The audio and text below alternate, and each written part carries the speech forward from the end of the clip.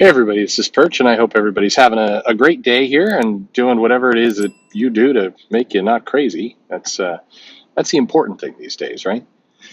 Anyway, looking at as I have mentioned before, I have a lot of viewer mail that comes in, and people having lots of questions. Love to answer them.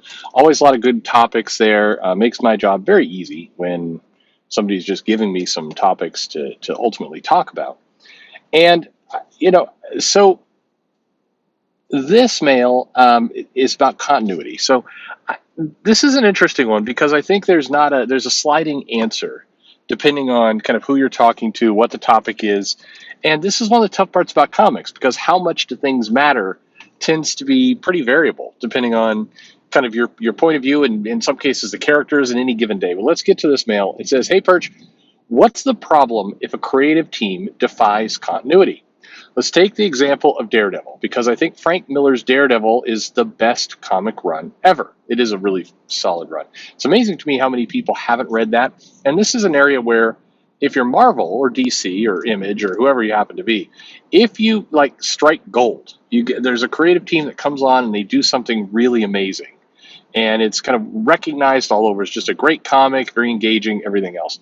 I would make sure to keep that stuff in print forever. Like I would just print trade after trade after trade. I would never let that stuff be unavailable. And it's always surprising to me how the big two let a lot of stories go out of print. You know they would sell more of them, and scarcity with trades. I mean, there's no point to it. So just keep them out there. But anyway, great run. If you haven't read it, that's a good one. People ask me, well, what comics should I read? And if you're frustrated with modern comics, fine. There's thousands of comics out there for you that you will enjoy, and that's one of them.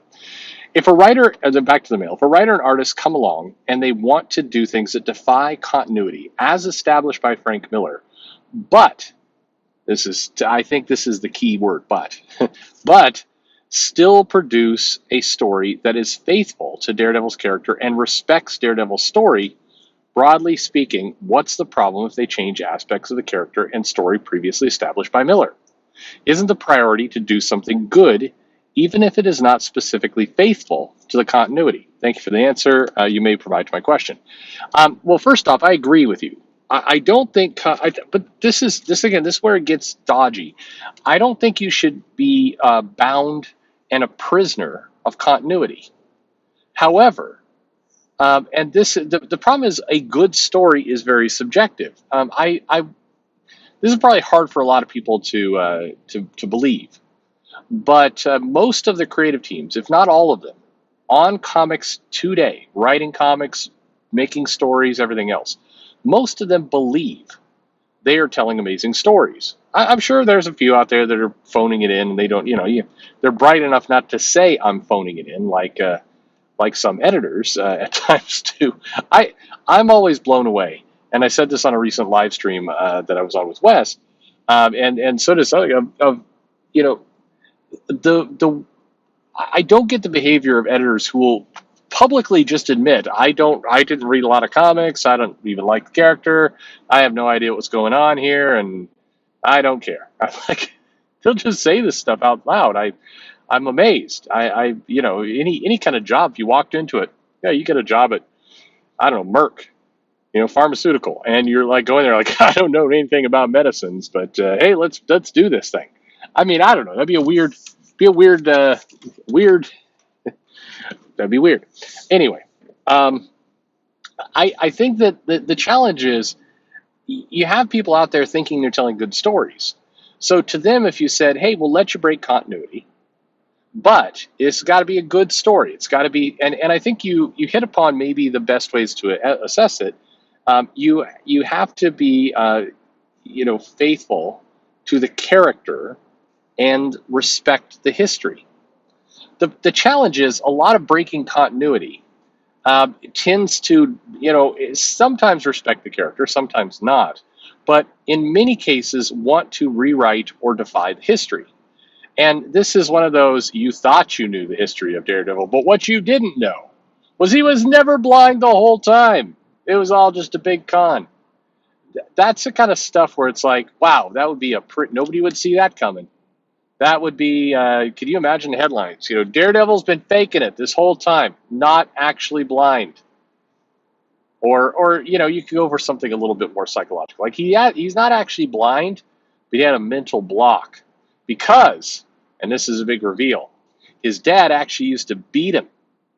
He had this fake memory that his father's a boxer, and he was just, that was his career and everything else. But in reality, he was just an alcoholic bum, and he used to beat his kids.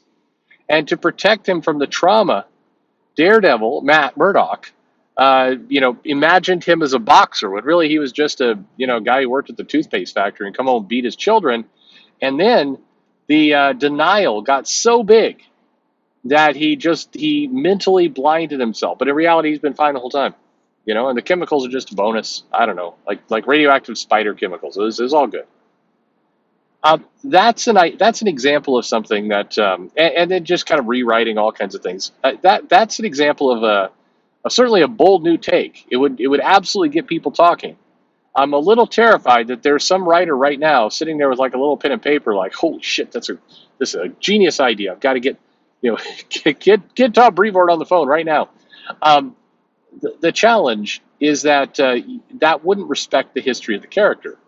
That would be a bold new hot take of what you thought you knew was wrong all along, but it would disregard a lot of really powerful storytelling, and that in the end is the problem. It's when you sacrifice the character of the story or characters of the story, and you sacrifice the history in favor of whatever great idea you think you have, and so and people I think often miscategorize what's been done as this story doesn't respect continuity. But a better way to say it is this story actively damaged big parts of things that came before it. I am a huge believer of the saying and the slogan, we stand on the shoulders of giants. And I have immense respect for the people who sweated it out and told these stories and created these characters that have survived, generations. I think, whether you like those people or you didn't like them, I have immense respect, for the Kirbys and the Ditkos and the Stan Lee and, and on and on and on and on. Neil Adams and John Byrne and Marv Wolfman and George Perez. I mean, artists and writers there's just this massive list, of people who did amazing things to characters. And none of the people who are currently writing comics or none of the people who are currently managing these companies would have a job if it wasn't for, Kirby and Lee sweating it out, or Ditko coming in and doing what he did, or Joe Simon, or Bill Finger, or any of these people. They are the giants that we stand on. Now that doesn't mean they're deities. They're not gods that you can never change or never say, I didn't really like this aspect of it. I thought Steve Ditko contributed an amazing amount to comics. His art style was not my favorite.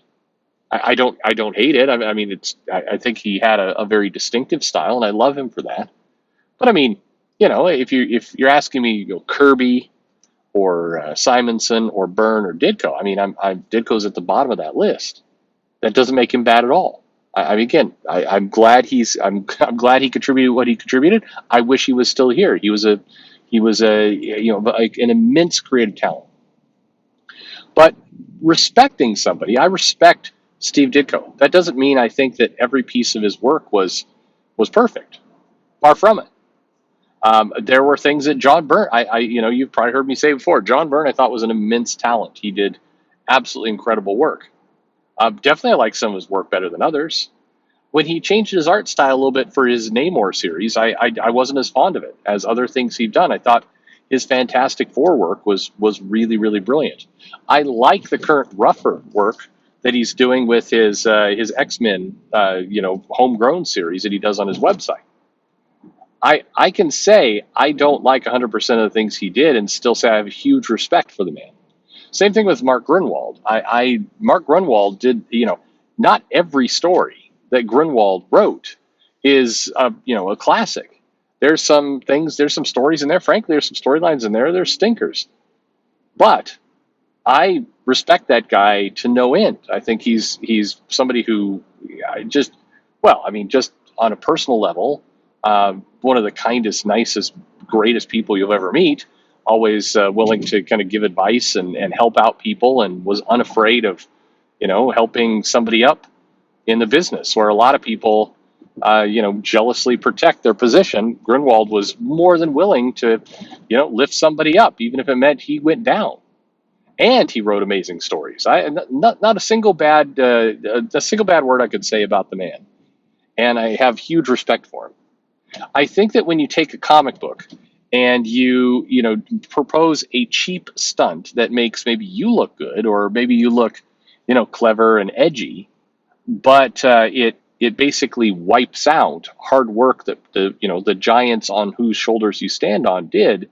That's the stuff that bugs me. You have to tell a good story. It should be additive.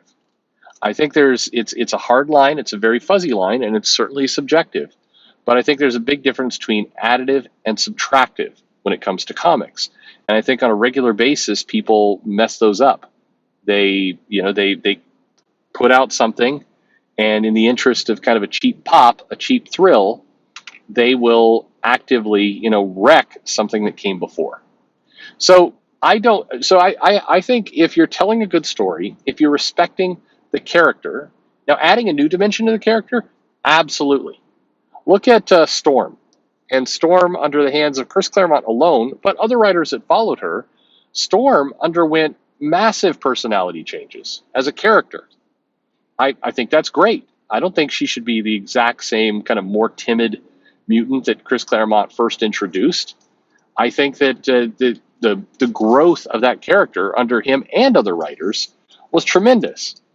And I think, but you'll notice that character growth, and that did, I'm saying this kind of generally, I don't think the recent years have been as kind to Storm, but that character growth for much of her time in comics felt very normal, very natural. You could imagine a real person growing in the same ways. It wasn't jarring. It didn't wipe out stuff that was done before. It didn't a writer didn't come on and say, I'm just going to kind of ignore that entire evolution she took during life, death, and when she lost her powers and gained them back again. I'm just going to ignore all of that and revert her back to when just kind of her original state. People grew that character and added things to her, and it's been wonderful. I think that's all you can ask from a writer. You respect the character, respect the history, and then go out and make your mark. And just being completely bound to all the rules of continuity, no, you don't need to be if you're respecting those things. And absolutely, there's going to be some fans who like your story and who don't like your story. And some people who don't like your story are going to bring up the 18 reasons why the continuity was damaged in this one little area. You had Kraven the Hunter in a costume that doesn't quite fit the timeline of when he was. I mean, you can get into that stuff, and that could be really fun, geeky talk in a comic shop. But if the story is good, no matter how much people complain, they will forgive. Not everybody likes everything, but most people can recognize quality, even if they don't like the story. A good quality story. I mean, there's things out there. I wasn't the biggest fan of Alan Moore's League of Extraordinary Gentlemen. However, I think it was a quality, put together piece of work. I think that he did solid work, even if it wasn't a story I particularly liked. I still think the quality of it was very, very solid. Some of the stuff by David McElhaney, I thought was, again, I recognize quality, but it's not, it didn't talk to me like other things have, and that's normal. So respect. You landed on it with your question. Respect characters, respect history, and then focus on telling a good story. And if that means you're out of continuity, or that means you're doing something a little different, go crazy. Just if you can deliver on the promise of a good story, then you're golden. So what do the rest of you think? Continuity. How bound by you are it? And did this writer actually give us the answer in terms of history and character? Let me know in the comments below. Like and subscribe, of course, and thank you for listening.